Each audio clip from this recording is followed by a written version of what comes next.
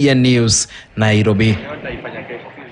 So now the Catholic Church has also expressed serious concerns about the recent fuel price review and high cost of living. The Archbishop of Nyeri, that is Anthony Muheria, has advised the government to find alternative ways of raising funds other than increasing taxes. Muheria wants the government to go slow on taxes, charge on essential commodities, as Kenyans continue to fight with tough economic times. Clement Masombo reports from Nyeri. The Archbishop of Nyeri, Anthony Muheria, has added the religious voice in the national discussion on the high cost of living, especially after the recent fuel price review by the Energy and Petroleum Regulatory Authority, EPRA. Speaking in Nyeri, the Archbishop said there is an urgent need for the government to be considerate in some of the decisions they take, especially on the newly introduced taxation policies. It's very unfortunate that we have witnessed the increase of the cost of fuel just yesterday. It is going to have ripple effect, terrible ripple effect to the traveling of our common man, especially the border, the matatu.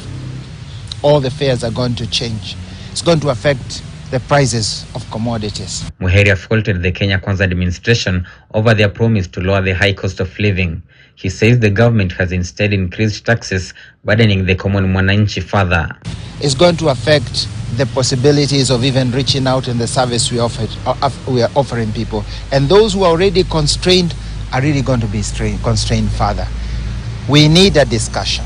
We really need a discussion about whether this is what we want to do with especially our poorest, where the increase in the wages are not in any way comparable to the astronomic increase. You could say exponential increase in the price of fuel and commodity, and we're speaking about fuel and electricity. He said increasing the cost of fuel in the country will have ripple effects on all sectors of the economy, starting with the transport, which consequently touches millions of Kenyans.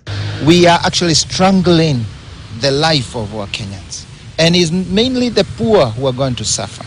Is this the line we want to follow? We want to find solutions. We want to join hands with government, with other NGOs, so as to see where we can find a solution. For the next 1 month, Kenyans will buy a litre of petrol at 211 shillings, diesel at 201 shillings, and kerosene at 202 shillings. Matatu operators and stakeholders in the transport sector have already announced increased fares across the country to that effect. Clement Masombo, KTN News.